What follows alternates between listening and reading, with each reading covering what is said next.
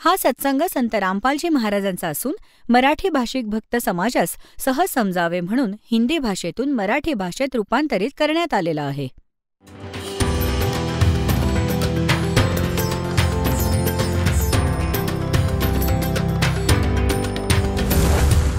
और ज्ञान सब ज्ञान डी कबीर ज्ञान सो ज्ञान और जैसे घोड़ा तोब कायम करता चले मैदान. जगद्गुरु तत्वदर्शी संत रामपालजी महाराजांचे अमृत वचन सर्व पवित्र धर्मांच्या व पवित्र शास्त्रांच्या आधारावर. तर असेच परमात्मा म्हणतात की सौ सलछिद्र करू मैं अपने काज. हे आपण सर्व त्या परमात्मा कबीरजींची बालकं आहोत. ह्या काळाने आपल्या दूतांद्वारा आपल्याला आपल्यापैकीच स्वतःचे दूत निवडून ठेवले आहेत, जे मिसगाईड करत राहतात आणि देवापासून दूर करून ठेवला आहे. पण तो भगवान, तो परमात्मा आमचा पिता आहे आणि पिता आपल्या मुलांमध्ये भेदभाव नाही करत. मग त्याला प्रेरणा झाली, जो रामानंदजींचा शिष्य होता, कबीरजींच्याकडे जाऊन सर्व सुख प्राप्त करून घेतली होती. तो कुदरती पोहोचला आपल्या त्या नातेवाईकांकडे. जुने नाते होते त्याचे शारदाजींबरोबर. तिथे क्षेमकुशल झाल्यावर कळलं की ती फार दीर्घ रोगात आहे, असाध्य रोगाने पीडित आहे. शारदाजींनी सगळी कथा ऐकवली की मी सगळीकडे जाऊन आले, काही उपयोग नाही. तर त्या व्यक्तीने म्हटलं, जो ब्राह्मण होता, म्हटलं, शारदा, तुम्ही माझ्या रिलेटिव्ह पण आहात, माझ्यावर विश्वास ठेवा. मी किती दुःखी होतो, माझ्यावर किती आपत्ती होत्या, माझी काय स्थिती होती तुम्हाला नीट माहिती आहे, नीट परिचित आहात. आणि मी पूर्ण स्वस्थ झालो, माझी मुलं पण स्वस्थ झाली, माझ्या घरी पण सुख आहे, 2 वेळचं अन्न फार छान मिळतंय. तुमचं दुःख नाही राहणार, तुम्ही माझ्या गुरुजींकडून उपदेश घ्या. मग तिने विचार केला की शारदेला एक आशेचा किरण दिसला की हा तर ब्राह्मण आहे, ह्याने अवश्य कोणीतरी ब्राह्मण गुरु बनवला असेल. तर तिने विचारलं, तुमचे गुरुजी कोण आहेत, काय नाव आहे, कुठे राहतात. तर त्या व्यक्तीने सांगितलं, माझे गुरुजी परमपूज्य कबीर साहेबजी आहेत आणि इथे हरिजन कॉलनीमध्ये राहतात, विणकरांच्या कॉलनीत. ती पुन्हा 3 ताड उडाली, म्हणाली, तो धाणक, तो नीरूचा पुत्र. कारण तिने तर सगळं व्हेरीफाय करून ठेवलं होतं की नाही, मी त्याच्याकडून उपदेश नाही घेऊ शकत. आणि तू ब्राह्मण असून इव्रतीचा नाश करवलास, तू जुलूम केलास, काय म्हणेल तुझा ब्राह्मण समाज. मग त्याने सगळी कहाणी ऐकवली की आधी या ब्राह्मण समाजाने त्याला काय दिलं होतं. नातेवाईकांकडे जात होतो, 10 रुपये उधार देताना तोंड वळवत होते आणि मला पाहताच असा विचार करत की ही आपत्ती आली, काहीतरी मागायला आला असेल. आणि आज माझ्याजवळ हे सुख दिलं त्या परमपित्याने आणि भाडमध्ये गेला तुझा समाज. आणि जर तुला तुझा जीव वाचवायचा असेल तर शारदा नाम घे. आणि आज तू ब्राह्मणी आहेस, उद्या तुझा मृत्यू होऊन तू हरिजन म्हणून जन्म घेतलास तर काय करशील, काय तुझ्या हातात आहे सगळं. तर ती खूप गोंधळून गेली आणि ह्या गोष्टीने ती परिचित होती की तिला खूप दुरुक्ती होत होती. आता काय होतं, परमात्मा पण कच्चं काम नाही करत. असाच एक भक्त पोहोचला तिच्याकडे. एक भक्तिनी, तिने पण शारदाला आग्रह केला की तू तिथून नाम घे. मी पण नाम घेतलंय, पहा मला सुख झालंय, मला असा त्रास होता, माझ्या मुलाला असा त्रास होता. त्यामुळे तिचा नाईलाज झाला असा विचार करायला की ही कहाणी काय आहे. मग तिने मनात निश्चय केला की जर आजूबाजूला कुठे त्यांचा सत्संग असेल कबीर भगवानांचा तर मी परीक्षा घेईन गुप्त रूपाने, आणि जर मला बरं वाटलं तर मी लगेच स्वीकार करेन, मग कोणाचं ऐकणार नाही. आता म्हणतायत परमात्मा, कहते हैं चिट्टी पायल बाजे पैर, साहेब सुनता है सब लहर. ते तर अंतर्यामी आहेत आणि आपल्या प्रिय आत्म्यांना शरण आणूनच सोडतात. जो कुठल्या तरी जन्मात कुठे मालकाला शरण आलेला असेल, म्हणतात, जो जन मेरी शरण है ताका हूं मैं दास, गेल गेल लाग्या फिरूं जब लग धरती आकाश. तुम्ही आजचे नाही आहात. 64 लाखातून काशीत बनला होतात त्यावेळी पण तुम्ही होतात. परमात्म्याच्या बरोबर ना देवाला ओळखू शकलात, अजूनपर्यंत इथेच धक्के खात आहात. नाहीतर त्याच वेळी आपण गेलो असतो सतलोकात.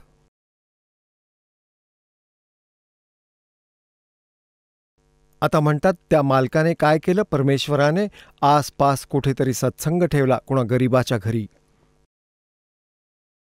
शारदाकडे निरोप गेला की इथे आमचे गुरुजी आले आहेत, कबीर नाव आहे त्यांचं, आता हा सत्संग ऐकायला ये. बहिणीने निमंत्रण दिलं आजूबाजूच्या घरांमध्ये. आता तिने विचार केला, तिने निश्चय केला शारदाजीने की आज मी जाईन एक विशेष वेशभूषा बनवून आणि परीक्षा घेईन. तर तिने संध्याकाळच्या वेळी परमात्मा बसले आहेत समोर आसनावर, छोटंसं अंगण होतं, ज्योत लावून ठेवली होती देशी तुपाची, त्याने दिव्याचं पण काम होत होतं, हवनाचं काम पण ज्योत करत होती.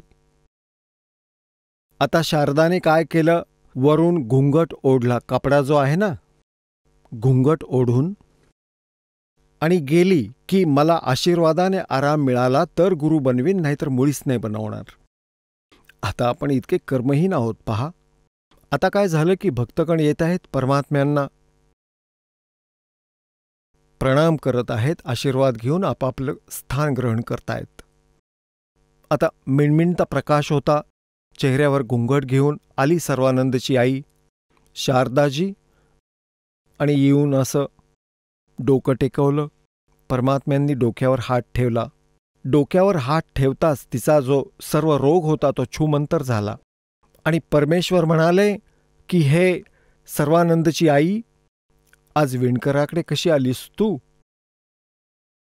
काय म्हणेल तुला ब्राह्मण समाज? आता तिने तो आडपडदा फेकून दिला की मी घुंगट काढते, ह्याने आजपर्यंत पाहिलं नाहीये महापुरुषाने, आणि आज माझ्या डोक्यावर हात ठेवताच आणि मी बरी झाले, पाय धरले आणि म्हटलं भगवान तुम्ही मला निहाल केलंत. माझ्या ज्या दुःखाचं कोणाकडूनही निवारण होत नव्हतं, तुमच्या आशीर्वादाने मी बरी झाले. तुम्ही खरंच देव आले आहात. तर परमात्मा म्हणाले हे तर तुम्हाला एक सॅम्पल दिलाय मी, पण आगामी काळात अजूनही खूप त्रास तुम्हाला होऊ शकतात. तुमचं भविष्यातलं जीवन पण खूप भयंकर असेल जर तुम्ही दीक्षा नाही घेतलीत तर. तुम्ही नाम घ्या, परमनंट इलाज होईल, तेव्हा काम होईल. आता जसं ना कोणाला जखम झाली, फ्रॅक्चर, मोठी जखम झाली, मांस फाटलं, तर त्याने त्याच्यावर एक मालिश करण्याची ट्यूब येते, ती लावली, दुखणं पीडा तर बरं होईल, पण आतली जखम जशीच्या तशी राहील. तर परमात्म्याने म्हटलं की हा जो दिलासा तुला दिला आहे ती एक ट्यूब समज मी चोळलीय, आणि तुमच्या आयुष्यात तुमच्या ज्या प्रारब्धात आधीच्या आणि असंचित कर्मांमध्ये जे विघ्न तुम्ही जमवून ठेवलं आहे, पाप, ही ट्रीटमेंट सुरू करा, त्याने रोग संपेल. मग तर तिला खूप समजावून सांगण्याची गरजच उरली नाही, लगेच समजली. नाम घेतलं, उपदेश घेतला आणि उभं राहून म्हणू लागली की माझ्यावर हाच अन्याय झाला होता. तिथे बसलेल्या सर्व उपस्थित श्रोत्यांना की मी इतकी दुःखी होत, आज परमात्म्यांच्या आशीर्वादाने मी बरी झाले. आता त्या काळी एक धाणक विणकर म्हणजे शूद्राकडून उपदेश घेणं ब्राह्मणीने, आणि अशी ब्राह्मणी जिचा मुलगा वेल नोन संत ब्राह्मण होता. तर पुण्यात्म्यांनो, ह्याला ब्राह्मण म्हणतात, ब्रह्म म्हणतात. ब्राह्मण जो ब्रह्म ओळखतो. त्यानंतर ती इतकी दृढ झाली की कोणी काहीही म्हणत राहिलं तरी आपलं दार ती बंद करून घेत असे. शेजारीने येऊन बकवास करू लागली, ब्राह्मणी तू इज्जतीचा नाश केलास, तू काय विचार केलास, असं आणि तसं. ती दार बंद करून घेत असे, भुंकू दे यांना. ही तेव्हा कुठं गेली होती जेव्हा मला पडल्या पडल्या त्रास होत होता, ही ब्राह्मणी बनून आली आहे, जणू ठेकेदारीण झाली आहे माझी ही. तर सांगायचा अर्थ असा की परमात्म्याने अशी अशी सुखं दिली, आणि अशा अशा सुखांना पाहून आजूबाजूच्या खूप बुद्धिमान व्यक्ती परमात्म्याच्या शिष्य होऊ लागल्या.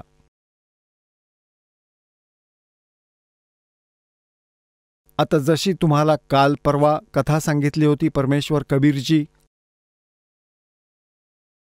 हिंदू आणि मुसलमान दोघांना समजावत असत की तुम्ही आपापल्या सद्ग्रंथांशी, तुमच्या इतिहासाशी परिचित नाही आहात आणि अध्यात्मज्ञानापासून खूप लांब आहात, ज्या कारणाने तुम्ही आपापसात पण भांडत राहता, देवाचा लाभ प्राप्त करत नाही आहात. तर त्यामुळे दुःख मानून काजींनी सिकंदर लोधीकडे तक्रार केली होती. एका गायीला मारून टाकलं होतं जी गर्भवती होती. 4 तुकडे केले होते आई बाळाचे. आणि कबीर परमेश्वरांपुढे अट ठेवली होती की एकतर तू हिला जिवंत कर, नाहीतर तुझं डोकं कापू. जर तू परमात्मा आहेस तर गायीला जिवंत कर, वासराला जिवंत कर. तर कबीर परमेश्वरजींनी त्या दोघांना थोपटलं होतं. ते वासरू पण आणि गाय पण दोघेही जिवंत झाले होते आणि वासरू गेलं गायीच्या खाली जिथे दुधाची बादली ठेवली होती. अशा प्रकारच्या अनेक लीला पाहून तिथले उपस्थित श्रोते काही हजारांच्या संख्येने कबीरजींचे शिष्य झाले होते. एक शेख तकी नावाचा धार्मिक गुरु होता सिकंदर लोधी दिल्लीच्या बादशहाचा. त्याला ईर्ष्या वाटली की त्याची किंमत कमी झाली आणि सिकंदर लोधींना तर कबीरजी जास्त आवडू लागले. परमेश्वर कबीरजींना खाली खेचण्यासाठी त्यांनी खूप प्रयत्न केले. त्यापैकी एक हे केलं की त्यांना मोहरीच्या तेलाची कढई भरून आणि ती उकळायची आणि कबीरजींना त्यात घालूयात. जर अल्ला असेल तर वाचेल आणि मेला तर अडचणच जाईल. सिकंदर लोधींच्या समोर ही अट ठेवली की तू यांना भगवान म्हणतोस. हजारोंच्या संख्येनं मुसलमान आणि हिंदू एकत्र होऊन येतील की एक तर ही परीक्षा आम्हाला दे, तर आम्ही मानू हा अल्ला आहे. अशी परीक्षा घेतली गेली. मोहरीच्या तेलाची कढई अर्ध्याहून अधिक भरून आणि चुल्हाण बनवलं विटांचं आणि खालून मोठमोठी लाकडं ठेवून आग पेटवली आणि असं उकळलं तेल जसं चहा उकळतो. तिथे श्रोते, काही हजारांच्या संख्येमध्ये श्रोते उभे होते. ते प्रेक्षक उभे होते. परमात्मा म्हणू लागले, उचलून घाला कबीरजींना ह्या उकळणाऱ्या तेलाच्या कढईमध्ये. परमात्मा म्हणाले, एवढाही त्रास करून घेऊ नका, मी स्वतः जाऊन बसतो. परमात्मा चालत जाऊन आरामात बसले तिथे. इतकं शरीर आत आहे, बाकी उरलेलं बाहेर आहे. आता तेल उकळत आहे, परमात्मा बसले आहेत ॲज इट इज. आता शेख तकी तिथंच उभा होता. त्याने विचार केला की आता काम इथेच तमाम होईल.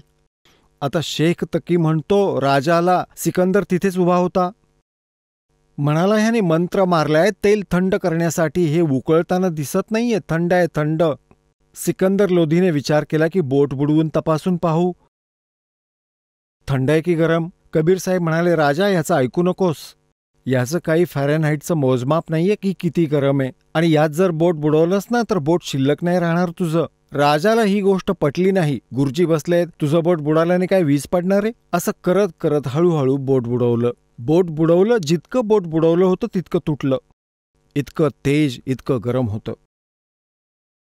आणि सिकंदर लोधी बेशुद्ध झाला त्या वेदनेमुळे. मग परमात्मा बाहेर आले. त्या राजाला शुद्धीवर आणलं आणि त्याचं बोट पूर्ण केलं. तेव्हा त्याची वेदना थांबली. बोट पण पूर्ववत केलं. आता ते जे दुष्ट टाईपचे लोक होते, इरसाल, त्यांना मान्य नाही झालं. पण तिथे हजारोंच्या संख्येने जे प्रेक्षक उभे होते, काही हजारोंनी उपदेश घेतला, परमात्म्यांचे शिष्य झाले. तर अशी खूपशी दुःख निवारली परमात्म्यांनी. कबीर परमेश्वरजींनी 64 लाख शिष्य सन 1398 पासून सन 1518 पर्यंत. परमात्मा 5 वर्षाच्या वयात उपदेश दीक्षा करू लागले होते. आणि रामानंदजींना आपलं गुरु पण बनवलं होतं. रामानंदजींना आपलं स्वरूप पण दाखवलं होतं. रामानंदजींना एक केवळ औपचारिक गुरूच्या रूपात ठेवलं होतं, ज्यामुळे येणाऱ्या काळात मर्यादा ठेवली जाईल. तर त्या दरम्यान 64 लाख शिष्य झाले होते परमात्म्याचे. पुण्यात्म्यांनो, आपण देवाला ओळखू नाही शकलो तेव्हा आपण 64 लाख जण त्यांचे अनुयायी तर बनलो होतो, पण आपल्या दुःखांचं निवारण झाल्या कारणाने आपण त्यांना शरण गेलो. पण परमात्म्यांची अशी इच्छा आहे की हे मला देव मानतील तेव्हा पार होऊ शकतील. आता काय सांगतायत की जसे तुम्ही ह्या ज्ञानाशी पूर्ण रूपाने परिचित झाला नाहीत की कबीर इज गॉड, तर तुम्हाला कोणीही भ्रमित करेल आणि तुम्ही परमात्म्यापासून लांब जाल. तर काय पाहिलं?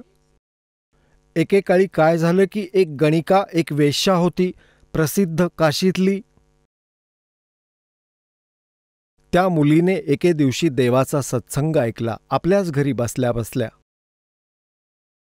जाऊन बसली कुठेतरी. जवळपास सत्संग चालू होता. रात्रीचा सत्संग, आवाज दूरपर्यंत जातो. आता तिला तिच्या कुकर्मांची ओळख झाली की तिने तर खूप जुलूम केले. मनुष्य जीवन मिळालं कशासाठी होतं? देवाची वाणी, वचनं तिच्या कानावर पडत होती. तिला तर सकाळ होणं मुश्किल वाटलं आणि परमात्म्यांचे जिथे पुढचे सत्संग होते तिथे पोहोचली. तिथे जाऊन विचारलं, परमात्मा, काय माझा पण उद्धार होऊ शकतो? कबीर साहेबांनी म्हटलं, होय मुली, कितीही कोणी पापी असे ना का उद्धार होऊ शकतो. की भगवन, मी वेश्या आहे आणि अशी अशी पापं केली आहेत. परमात्मा म्हणाले, मुली, काही हरकत नाही, भक्ती कर. म्हणतात एक लोहा पूजा में राखत, एक घर बधिक पड़ो, और पारस गुण अवगुण नहीं देखत, करत है कंचन खरो. एकतर लोखंडाची सुरी बनवून ठेवली आहे कसायाच्या घरी जो बकरे कापतो, आणि एक लोखंड पूजेत ठेवलं जातं, मूर्ती बनवून ठेवली आहे देवाची. ह्या दोन्ही लोखंडांना जर परिसाच्या जवळ ठेवलं गेलं, घासलं, तर दोन्हीचं सोनं बनवतो. त्याला तर फक्त लोखंड बघायचं आहे, त्याला हे नाही पाहायचं कोणी काय करून ठेवलंय. तर मुली, तू भक्ती कर, ठीक होशील. त्या मुलीला तर जास्तच आपलेपणा वाटू लागला. जास्तीत जास्त देवाच्या चरणांपाशी राहू लागली, जास्त सत्संग ऐकायला येऊ लागली, कुबुद्धी त्यागली. आता जे भक्त आधी महादुःखी होते आणि ज्यांना झालं सुख परमात्म्याच्या चरणांपाशी 5-5, 10-10 वर्ष झाली होती, कोणाला 15 वर्ष झाली होती, तर जेव्हा हा प्राणी सुखी होतो तर आपल्या विचाराने चालतो, देवाचे सोडून देतो. जिथे सत्संग होत होता तिथे वेश्या येत होती, ती मुलगी, आणि तिथे भक्तगण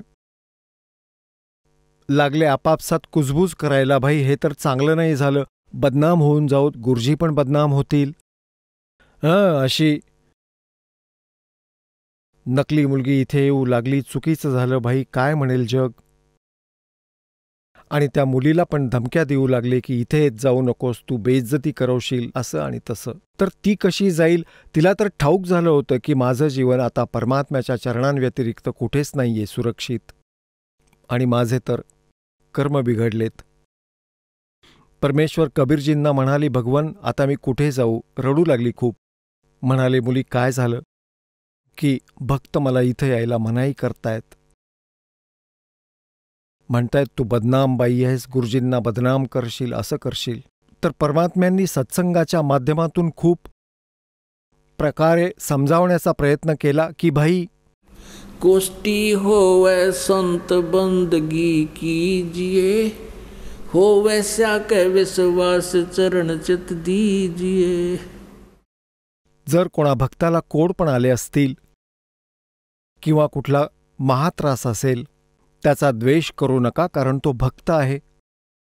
आणि अशाच प्रकारे जर वेश्येचा सुद्धा देवावर विश्वास आहे, ती भक्ती करायला लागली आहे, तर तिच्याकडे पण आदराने पहा.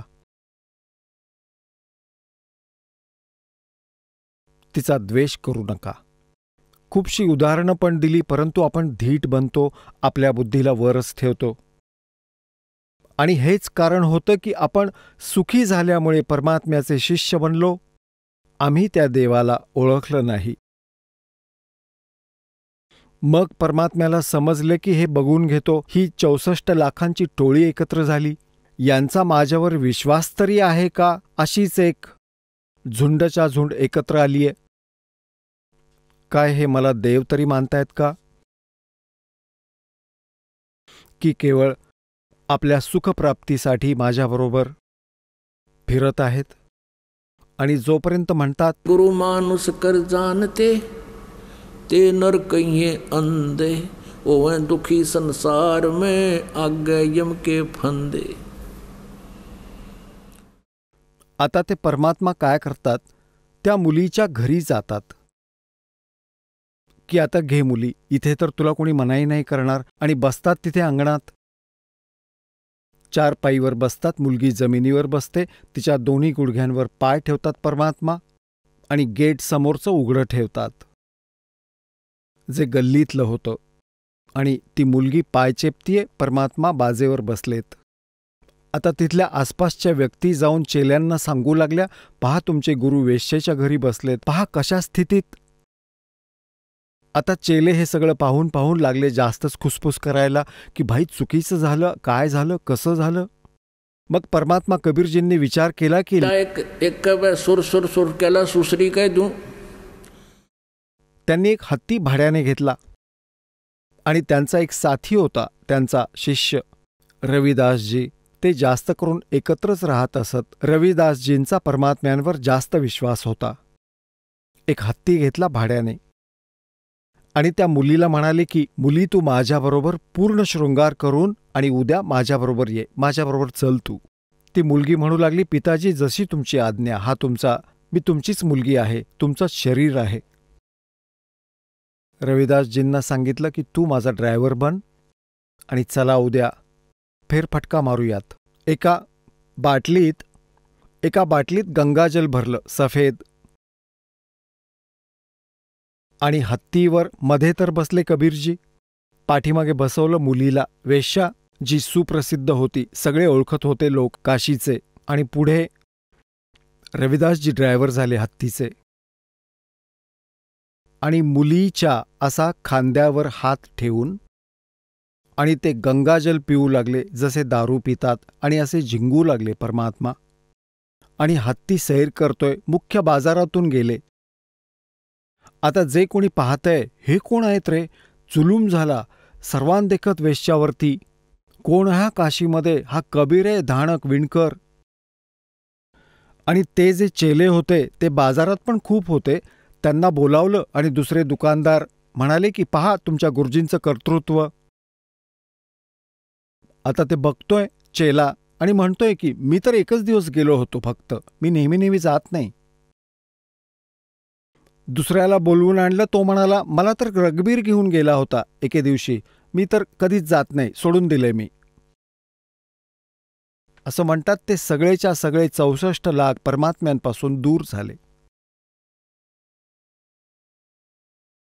आता काय म्हणतायत, बड़ुआ भड़ुआ सब कहे और कोई न जाने खोजे, दास गरीब कबीर करम ये बांटे सिर का बोझे. आता सगळे म्हणू लागले की हा तर भडवा आहे, नीच आहे, असा आहे, घाणेरडी कामं करतो, पहा दारू पितोय, सगळ्यांच्या देखत त्याला ठाऊकही नाहीये की तो कुठे फिरतोय. गरीबदासजी म्हणतात ते मूर्ख लोक तर भडवा म्हणतायत, पण परमात्मा आपल्या डोक्याचं वजन तोलतायत की 64 लाखाचं जे वजन ठेवून घेतलं, आणि यांच्यात जरी शिष्य असतील तरी गुरुजींवर कधी अविश्वास नाही असू शकत, आणि तेच पार होऊ शकतात. तर अशा प्रकारे ते सगळे 64 लाख शिष्य परमात्म्यांपासून दूर झाले. त्यातले 2 अर्जुन आणि सर्जुन नावाचे होते, ते बाहेर गेलेले होते ज्यावेळी परमात्म्यांनी लीला केली.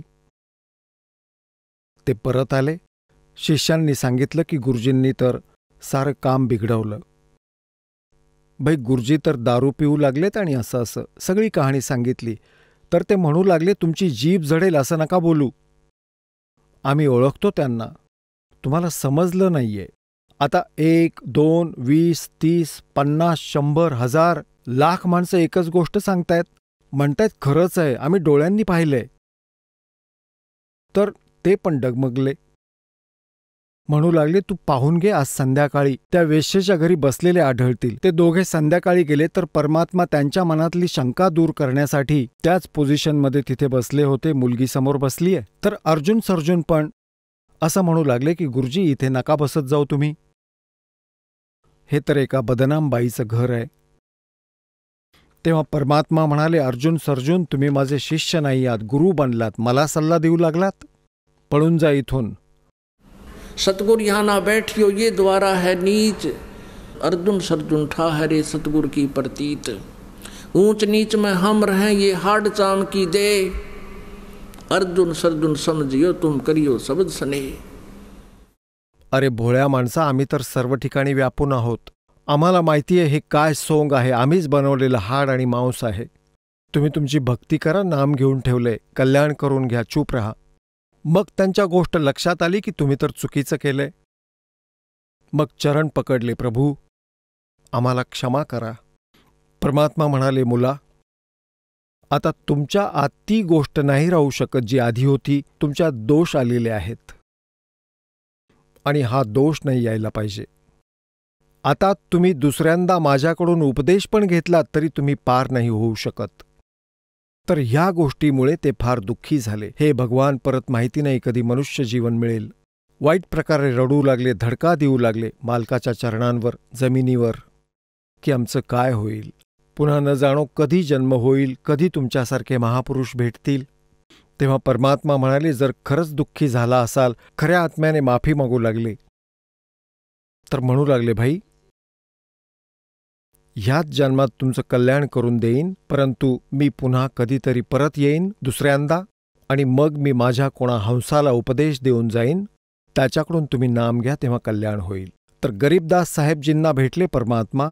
कबीरजी त्यांना उपदेश दिला, आपल्या महिमेशी परिचित करवलं आणि त्यांना नाम देण्याचा आदेश दिला. त्यांच्याकडून उपदेश घेऊन मग अर्जुन सर्जुनांचं कल्याण झालं. आणि बाकी 64 लाख परमात्म्यांना विमुख झाले होते, परंतु त्यांनी चार्ज केली होती तुमची बॅटरी त्यावेळी. त्यामुळेच तुम्हाला आता मनुष्य जीवन मिळत आलं आहे.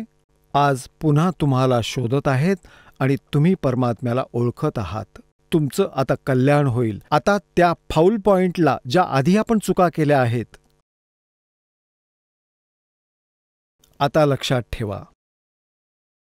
आता ती भूल पुन्हा ना पडो. ते परमात्म्याने यासाठीच केलं होतं की जेव्हा पीक टाईम येतो म्हणे तेव्हा ते मार ना खाओत नालायक.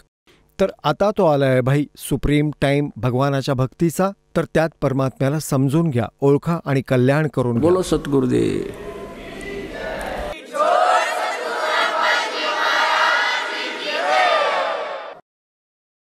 परमपिता परमात्मा,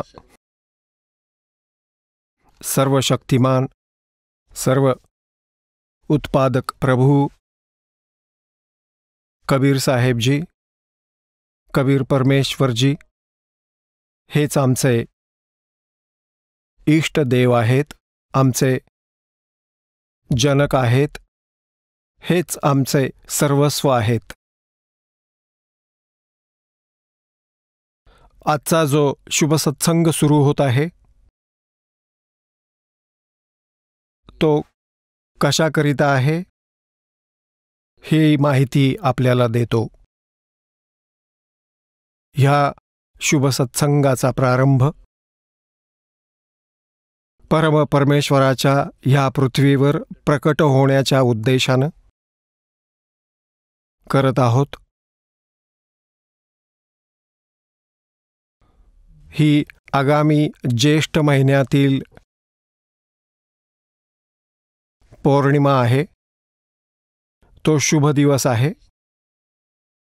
ज्या दिवशी परमात्मा सतलोकातून चालून या पृथ्वीवर आम्हाला ज्ञान प्रदान करण्यासाठी, आमच्या मूळ ठिकाणाची माहिती करून देण्यासाठी आले होते. पुण्यात्म्यांनो, परमात्म्यानेच येऊन आम्हाला ज्ञान दिलं आहे की मनुष्य जीवन फक्त परमात्मा प्राप्ती, आत्मकल्याण, शुभकर्म करण्यासाठीच मिळालेलं असतं. आम्ही अन्य जी काही कर्म करतो त्याची काहीच गरज नसते इतकी. ती तर आमची फक्त मजबुरी असते. जसे पशुपक्षी पण विवश असतात, आपलं पोट भरण्यासाठी पूर्ण दिवस ते नजर ठेवून असतात. बगळा सरोवरावर असतो, माशांना खात असतो. मासे पण आपल्यापेक्षा छोट्या माशांना खात असतात. पशुपक्षी पण आपल्या आहारासाठी इकडे तिकडे भटकत असतात. ही तर आमची मजबुरी आहे. अजून एक कार्य गरजेचं आहे, ज्याचं आम्हाला ज्ञान नव्हतं. आणि ज्ञान होतं तर एक औपचारिकता होती. परमेश्वरानं इथं येऊन आम्हाला दृढनिश्चयानं हे ठामपणे सांगितलं, मानुष जन्म दुर्लभ है, ये मिले न बारंबार, जैसे तरवर से पत्ता टूट जा, बहुत नहीं लगता डर. परमेश्वराने आम्हाला आठवून दिलं, मानुष जन्म पाय कर नहीं रटे हरि नाम, जैसे कुआ जल बिना फिर बनवायो क्या काम. परमेश्वरांनी किती खोल विचार सांगितलाय कबीर भगवानांनी, परमेश्वर कबीर साहेबांनी, की मनुष्य जीवन, मानव शरीर आपलं एखाद्या विहिरीसारखं आहे. आणि ज्या विहिरीत पाणी नाही, तर भलं तिचं नाव विहीर असो, पण तिच्यात विहिरीचे गुण नाहीत. ठीक त्याचप्रमाणे जे मनुष्य जीवन प्राप्त करून परमात्म्याची भक्ती करत नाहीत, त्यांचं नाव मनुष्य अवश्य असेल, परंतु गुण मनुष्याचे नाहीत. त्या परमेश्वराने येऊन आम्हाला आठवण करून दिली, जर एखादा श्रद्धाळू एखाद्यामुळे प्रेरित होऊन साधना भक्ती करीतही असेल आणि ती शास्त्रविरोधी असेल, मनमानी आचरण करत असेल, तरीही त्याचं जीवन युजलेस, व्यर्थ आहे. पुण्यात्म्यांनो, ह्या दासाचा जन्म पवित्र हिंदू धर्मात झाला. ह्या हिंदू धर्मांतर्गत आमची जी प्रचलित भक्ती विधी साधना होती, तिच्यावर आम्ही आरूढ होतो. पूर्ण श्रद्धा आणि विश्वासाने त्याचं संपूर्ण आचरण करीत होतो, जे आमचे धर्मगुरू आम्हाला तसं सांगत असत. आणि ते धर्मगुरू आम्हाला असंही सांगत असत की आम्ही तुम्हाला जे ज्ञान देत आहोत ते ह्या सद्ग्रंथांमधूनच प्रमाणित आहे, तिथूनच आम्ही ते तुम्हाला ऐकवत आहोत. ते पहिले संस्कृतमध्ये वाक्य म्हणतात आणि मग त्याचा अनुवाद करतात. मान्य केलं होतं की आमचे जे धर्माचे धर्मगुरू आहेत ते मोठे विद्वान आणि संस्कृत भाषाचे प्रकांड पंडित आहेत. त्यांनी आमच्या सद्ग्रंथांना खूप चांगल्या तऱ्हेनं जाणलं आहे. आणि हे जे आम्हाला ज्ञान देत आहेत ते खरं आहे, सद्ग्रंथांमधलंच आहे. आणि मग ही परंपरा चालत आली, त्याला सुमारे 2000हून जास्त वर्ष झाली. जे एकमेकांना भेटत राहिले, तशांचा एक समुदाय तयार झाला, आपला हिंदू. तर जो कोणी बोलतो तो हेच सांगतो की ब्रह्मा विष्णू महेश हे अजरामर आहेत. ब्रह्मा विष्णू महेश यांचे मातापिता नाही आहेत, ते स्वयंभू आहेत. आणि मंदिरात मूर्तींची पूजा करणं अनिवार्य आहे, सद्ग्रंथात प्रमाण आहे. तर आम्ही विद्यार्थी होतो, एक भक्त होतो. तर आमच्या पूर्वजांनाही त्या अज्ञानी धर्मगुरूंबाबत अविश्वास वाटला नाही. आता जेव्हा परमात्म्याने आमच्यावरती कृपा केली की तुम्ही शिक्षित व्हा, परमात्म्याने आम्हाला शिक्षित बनवलं.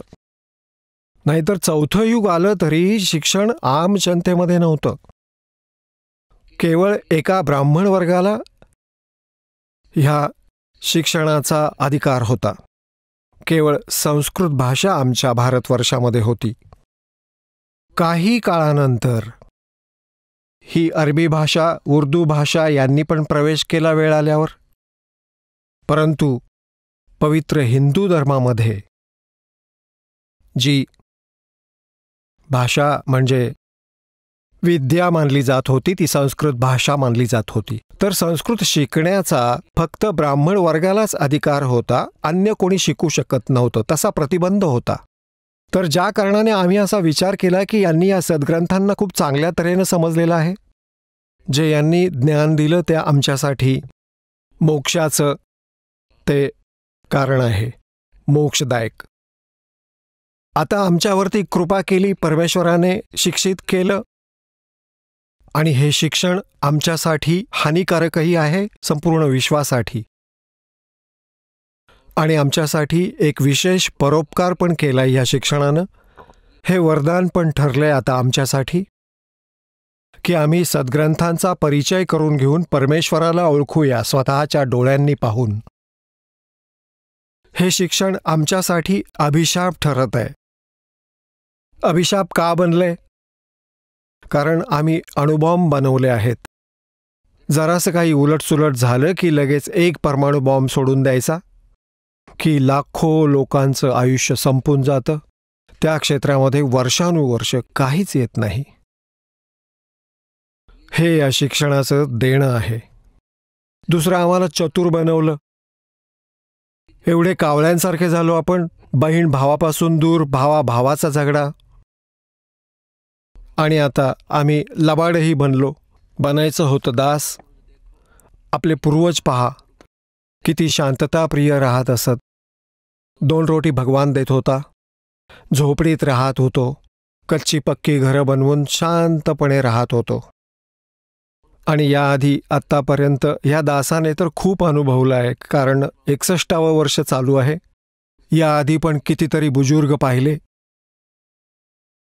किती शांत स्वभावाचे असायचे, निष्कपट देखील होते, एक दुसऱ्याच्या मदतीसाठी कायम तत्पर असत.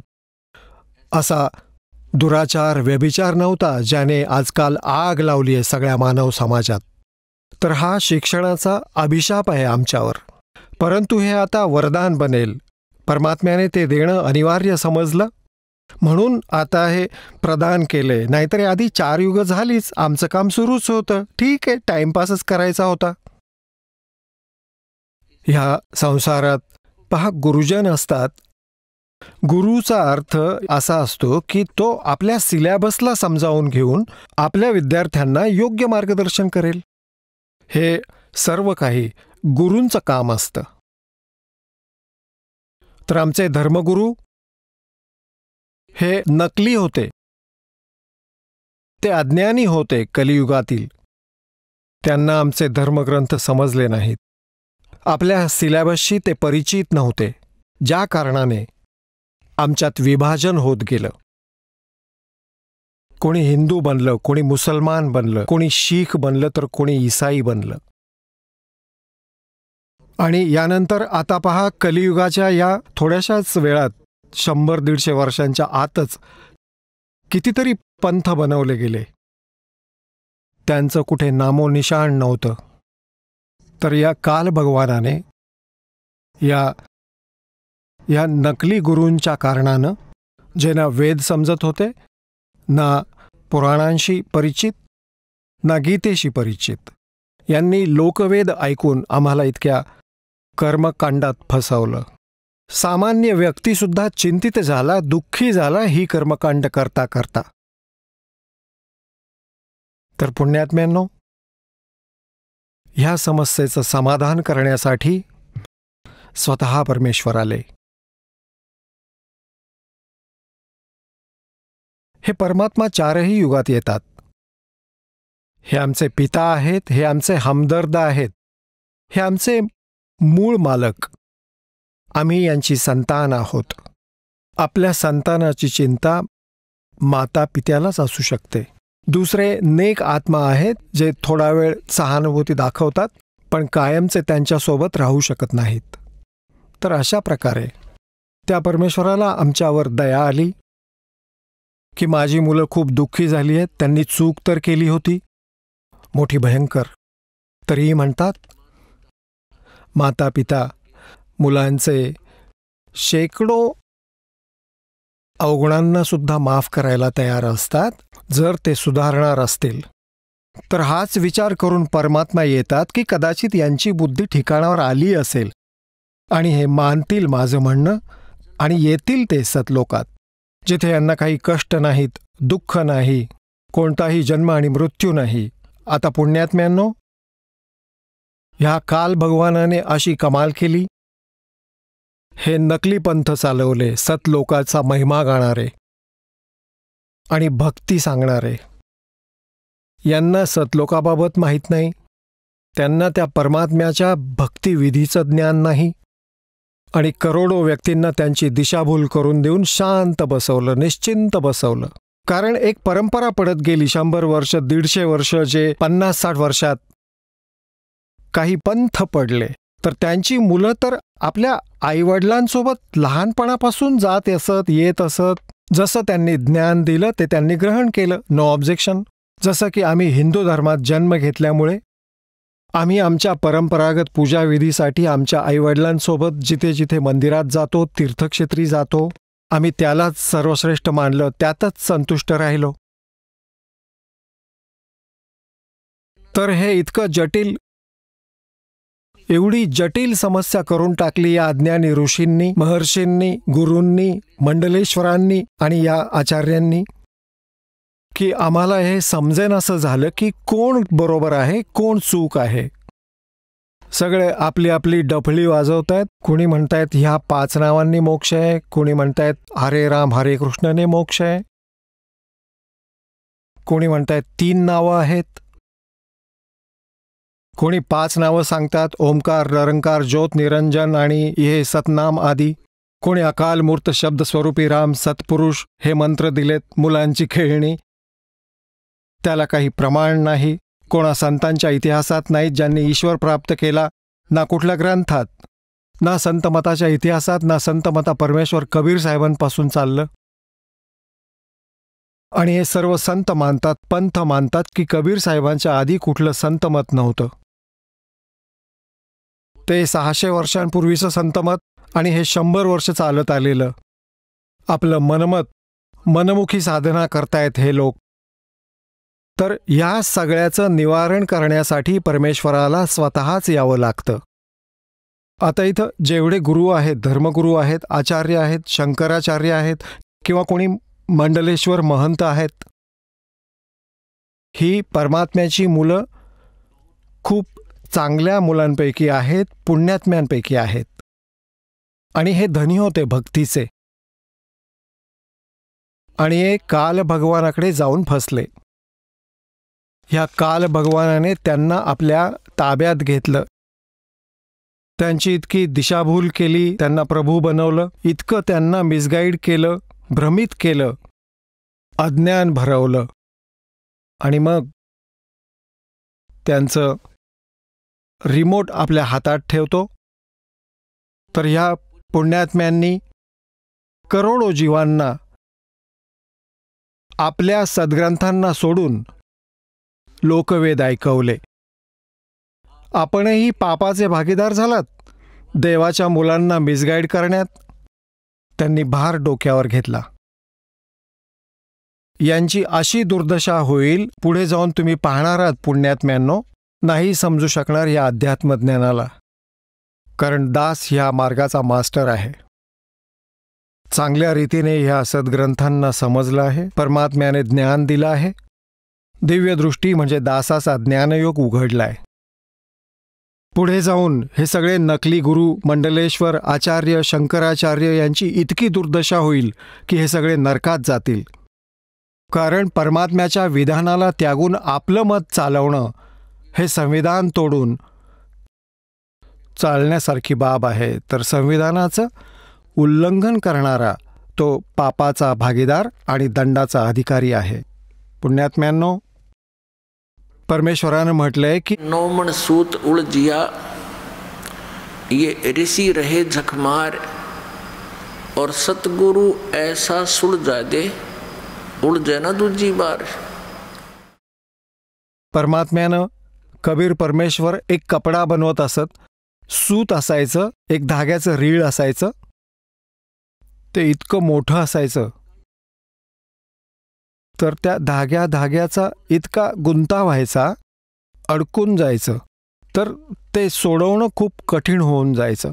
एकतर ते लक्षात ठेवायला लागायचं की यात काही कापलं नाही गेलं पाहिजे. कापलं तर त्याची गाठ पडेल, आणि गाठ पडलं तर तो कपडा नीट तयार होणार नाही आणि त्याला मग किंमत मिळणार नाही, त्याला काही मोल नाही. ह्या विचाराने विणकर तो अतिशय सावधपणे सोडवत असत. जर 1 किलोग्राम सूत म्हणजे 1 शेर सुताचा गुंता झाला तर 2-3 दिवस जात असत ते सोडवण्यात. तर त्यांचे 2-3 दिवसांचे कष्ट व्यर्थ जात असत. आणि परमात्मा म्हणतायत की 9 मन सूत उलझा दिया. एका मणात 40 शेर, 40 किलोग्राम म्हणतायत. इतना सूत उलझा दिया, हे अध्यात्म मार्गाचं. 9 मन सूत उलझिया, ये ऋषि रहे झकमार, और सतगुरु ऐसा सुलझा दे, उलझे ना दूजी बार. आता परमात्मा कबीर परमेश्वरजी तेच लीला करायला येतात. एका तत्वदर्शी संताची, एका सद्गुरूची. पुण्यात्म्यांनो, हा अध्यात्म मार्ग आहे. तुम्ही ह्या अध्यात्म मार्गाचे विद्यार्थी आहात. तुम्ही स्टुडंट आहात. हा दास टीचर आहे. आणि ज्या शिक्षकांकडे, ज्या अध्यापकांकडे तुम्ही जे शिकून आला आहात ते अध्यापक नव्हते. तुम्हाला अज्ञानाने भरवून टाकलं. आता एकतर दया करा ह्या दासावर. जे दास बोलतोय त्या गोष्टी तुम्ही आत्मसात करा. वेळ खूप कमी आहे. परमात्मा म्हणतात की कलयुग में जीवन थोड़ा है, भाई कर ले बेग संभार. म्हणजे लवकर सांभाळ. आणि योग साधना, हे हठयोग, कान बंद करणं वगैरे याने नाही होणार. आता फक्त नामाचाच आधार आहे. तुम्ही जे ज्ञान ऐकलं ते पूर्ण व्यर्थ आहे. त्यानेच तुम्ही रंगलेले आहात. तर दास आता म्हणतोय की तुम्ही ABC पासून सुरुवात करा. कारण हे सामुदायिक शिक्षण स्थान आहे. यात पहिल्या इयत्तेचे विद्यार्थी पण येतात आणि पहिल्या वेळचे श्रोते पण येतात. आणि ती मुलं ते पण भक्तच असतात जे खूप दिवसापासून शिकतायत. तर एक असा सत्संग केला जातो जो सर्वांसाठी सामूहिक परिणाम करेल. पहिलीवाल्यांनाही ज्ञान दिलं जाईल आणि जी जुनी मुलं आहेत, भक्त आहेत, बहनबेटी आहेत, त्यांनाही याच माध्यमातून संदेश दिला जाईल परमेश्वराचा. तर परमात्म्याने येऊन आम्हाला काय ज्ञान दिलं ते स्वतः येतात. एका तत्वदर्शी संताची भूमिका करतात. आता पुण्यात्म्यांनो, आपले पुरातन ग्रंथ आहेत. पवित्र 4 वेद, पवित्र श्रीमद भगवद्गीता, पवित्र 18 पुराण आणि महाभारत इत्यादी. हे सगळ्यात पुरातन ग्रंथ आहेत आपापले मानव समाजाचे. त्यानंतर अनेक वेगवेगळे, जसे ख्रिस्ती धर्म ईसाईजींच्या पदचिन्हांवर चालणाऱ्यांना ईसाई म्हणू लागले. या लोकांनी या ग्रंथांना नाही समजून घेतलं. जो काही संदेश त्यांना आकाशवाणीतून वा कुणा फरिश्त्याकडून प्राप्त झाला त्यालाच सत्य मानून त्यांनी पुढे त्यांचा प्रचार प्रारंभ केला. त्याच्या आधाराने मग पुढे त्यांचे अनुभव आणि त्या पुढे येणाऱ्या अनुभवांनी एक पुस्तक बनलं, पवित्र पुस्तक, जसं पवित्र बायबल ग्रंथ म्हटलं जातं. आणि याच प्रकारे मुसलमान धर्माचा जो ग्रंथ आहे कुराण शरीफ, हा पण हजरत मुहम्मदजींना, ज्यांना मुसलमान धर्माचे प्रवर्तक मानलं जातं, त्यांना जसा कोणी फरिश्ता आला त्याने ज्ञान ऐकवलं, आकाशवाणी झाली, अथवा काही वे म्हणत असत, ती वे आली. वे कशी यायची? जसं कोणी हजरत मुहम्मद कपडा अंगावर ओढून झोपत असत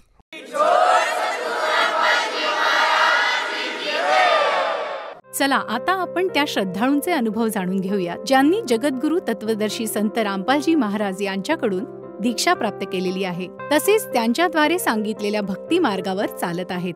नमस्कार. नमस्कार सर. आपलं नाव? काशीनाथ गायकवाड, राहणार आळंद, तालुका जाफराबाद, जिल्हा जालना. आपला व्यवसाय काय आहे? शेतीमधून सीड प्लॉट करतो सर मी. बीज उत्पादक, टोमॅटो, मिरची, टरबूज याचं बियाणं उत्पादन करतो, बीज उत्पादन. संत रामपालजी महाराजांची गुरुदीक्षा आपण कधी घेतली? 25 एप्रिल 2021. संत रामपालजी महाराजांची गुरुदीक्षा घेण्या अगोदर आपण व आपला परिवार कोणती भक्तिसाधना करत होतात? गणपती, जसे की 10 दिवस गणपती बसवणे, गणपतीचा उपवास करणे. उपवास असा करत होतो सर मी, फलाहार काही करत नव्हतो, नुसतं पाण्यावर उपवास करत होतो. आणि राजूर आहे आमच्या इथे जालना, राजूरच्या पायवारी जाणे, नंतर एकादशीचं व्रत करणे. 18 वर्ष एकादशी केलेली. नंतर आमच्या इकडे एक आश्रम आहे जनार्दन स्वामींचा, त्यांच्या तिथे अनुष्ठान झालेले, प्रतिवार्षिक म्हणजे अनुष्ठान करत होतो सर. 10 अनुष्ठान झालेले आहे त्या भक्तिमार्गात. सर, जसं तुम्ही सांगत आहात की आपण अगदी पूर्वीपासूनच भक्तिमार्गात होतात आणि आपण जी पारंपरिक जी भक्तिविधी आहेत जसे की गणेशजीची पूजा करणे, त्याचप्रमाणे आपण जनार्दन स्वामींच्या पंथातसुद्धा होतात. तर मग आपल्याला संत रामपालजी महाराजांच्या मार्गात यावं असं का वाटलं आणि आपण त्यांच्या शरणात कसे आलात? सर, जी भक्ती करत असताना घरात हेवत होते, कलवत होते. थोडं मनामध्ये असं आलं की आपण एवढी भक्ती करतो, हे करतो, तरी आपल्याच वाट्याला काय हे दुःख सगळे. थोडंसं ही भक्ती करता करता नास्तिकेकडे वळलेलो होतो. थोडं व्यसनाच्या आहारी गेलो. व्यसन एवढं जडलं होतं मला की म्हणजे 24 तास दारूच लागत होती प्यायला. मग व्यसन करता करता म्हणजे माझे आर्थिक हे नुकसान झालं. आर्थिक दारूच्या व्यसनामध्ये शेतीकडे लक्ष नसायचं, काही नसतं, सगळं मायनस झालं.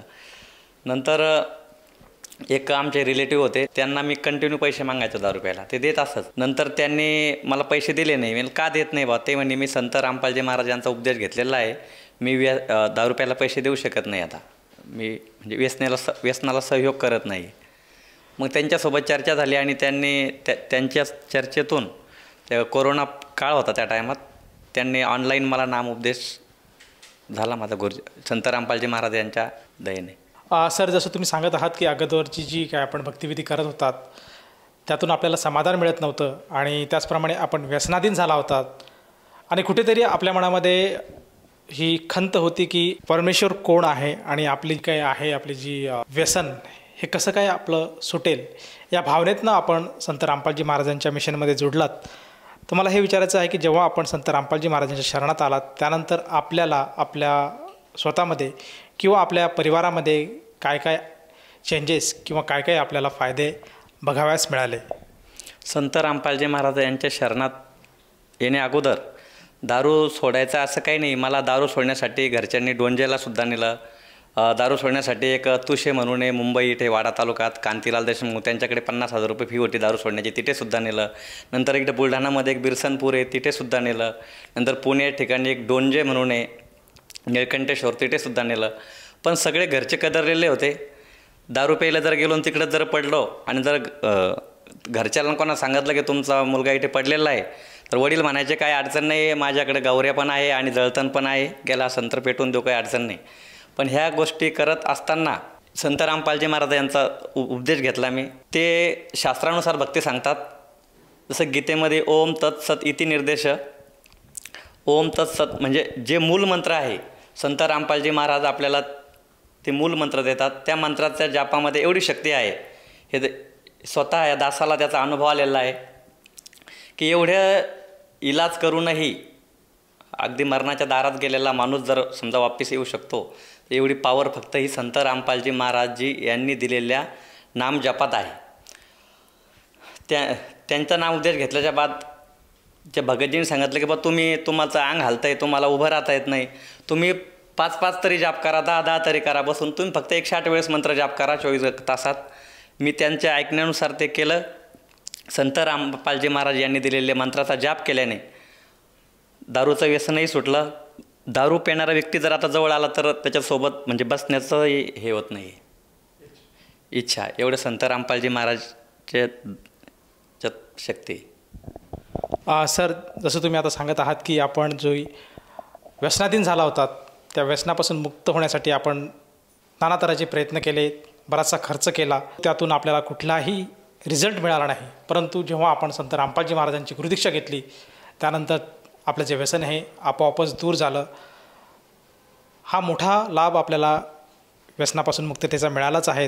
तर ह्या व्यतिरिक्तसुद्धा आपल्याला आपल्या कुटुंबाला काही आणखीन चमत्कार किंवा अनुभव आला आहे का?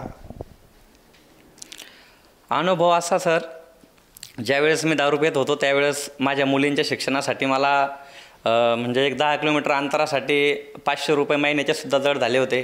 आज संत रामपालजी महाराज यांचा उपदेश घेतल्याच्या बादमध्ये माझी मुलगी आमच्या इकडे एक बुलढाणा जिल्ह्यामध्ये चिखली म्हणून हे तिथं मुलींचं सैनिकी शाळा आहे. तिथे आज 40 ते 50 हजार रुपये वार्षिक खर्च आहे. तो संत रामपालजी महाराजजी यांच्या दयेनेच म्हणेल मी. तिथं शिक्षण चालू आहे तिचं, ते चांगलं एक. आणि नंतर अगोदर आम्ही जे सगळं मेहनत झाल्यावर रोजाना जात होतो लोकांच्या शेतात कामाला होतो. आज संत रामपालजी महाराजजी यांच्या दयेनं माझ्या स्वतःच्या शेतामध्ये 2 मिरची सीड्स, 1 टॉमॅटो, 1 टरबूज आणि परत काही अजून टोमॅटो मार्केटिंग म्हणजे स्वतःच्या शेतामध्ये म्हणजे संत रामपालजी महाराजजींनी ह्या नोकराला मालक केलेलं आहे. आणखीन काय सांगायला खूप काही आहे. सर, जसं तुम्ही सांगत आहात की संत रामपालजी महाराजांनी आज जी भक्ती साधना दिली आहे त्या भक्ती साधनेवर आपण चालत आहात आणि त्यातून आपल्याला सुख प्राप्त होत आहेत. तर आपल्या ह्या अनुभवातून आपण इतर समाज बांधवांना काय संदेश द्याल? संदेश काय, समजा एक प्रार्थना करू शकतो. हे मनुष्य जन्म माणसाला एकदा म्हणजे गुरुजी सांगतात, मनुष्य जन्म अनमोल है मिले ना बारंबार, जैसे तरवर से पत्ता टूट गिरे बहुरने लगता डार. हा मनुष्य जन्म माणसाला एकदाच भेटलेला आहे. ह्या भक्तीत येऊन स्वतःचं कल्याण करून घ्या आणि मनुष्य जन्माचा उद्धार करा. सर, जसं तुम्ही आज साधकांना साथ घालत आहेत की मनुष्य जन्म दुर्लभ है मिले ना बारंबार, जसे तरवर से पत्ता टूट गिरे बहुरना लागे डार. म्हणजे खऱ्या अर्थाने जर मनुष्याचा जन्म हा मिळालेला आहे तर तो मोक्षासाठी आहे, सतसाधनेसाठी आहे. या गोष्टीची जाणीव होऊन समाजाने आज संत रामपालजी महाराजांची साधना स्वीकारायला काही एक हरकत नाही. या भावनेतनं जर एखादा व्यक्ती संत रामपालजी महाराजांशी जुळू पाहत असेल तर ती व्यक्ती संत रामपालजी महाराजांची गुरुदीक्षा कशी घेऊ शकेल? संत रामपालजी महाराज यांची दीक्षा घेण्यासाठी प्रत्येक जिल्ह्यामध्ये नामदान सेंटर आहे. तिथे आपल्याला म्हणजे आता जे आपण इंटरव्ह्यू बघत असाल याच्या खाली एक पट्टी चाललेली असाल, याच्यावर कॉन्टॅक्ट आहे, आपण कॉन्टॅक्ट करू शकता. सर, जसं तुम्ही सांगत आहात की संत रामपालजी महाराजांचे सत्संग विविध चॅनलवर येतात आणि ते चॅनलवर जेव्हा सत्संग प्रसारित होतो त्या दरम्यान TV चॅनलवर काही मोबाईल नंबर फ्लॅश होतात. त्या मोबाईल नंबरवर जर साधकाने संपर्क साधला तर त्याला जवळच्या नामदान केंद्राची माहिती मिळेल आणि तेथे जाऊन ती व्यक्ती संत रामपालजी महाराजांची जी काही गुरुदीक्षा आहे ती घेऊ शकते. मला हे विचारायचं आहे की ह्या गुरुदीक्षेसाठी त्या साधकाला किती पैसे मोजावे लागतात? सर, पैसे तर काहीच नाही आहे, 1 रुपयाही शुल्क नाही याच्यासाठी. कोणीही येऊन नामोपदेश घेऊ शकता. धन्यवाद सत्साहेब.